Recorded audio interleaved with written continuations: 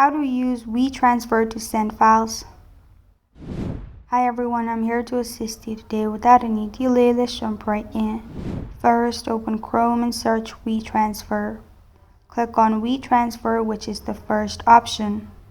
After that, in here, click on Add Files at the top left corner of your screen, which will open all your files. Simply select the file and then press on Open at the bottom. After you have done that, add email if you want to send directly through email. If not, add your email and then click on three dots at the bottom. Another way is to create link, so click on Create Link and then press on Continue. After that, select expiry date. 3 days and 1 day is only free, so press on Continue.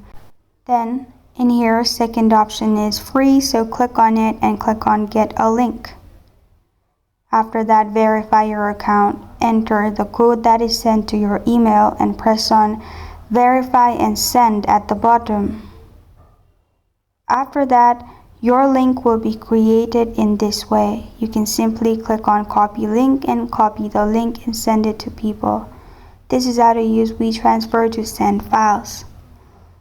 Thank you for joining me today. If this video helps you out, please leave a like and subscribe for more. Got a question or want to suggest a topic? Comment below. Thank you for watching.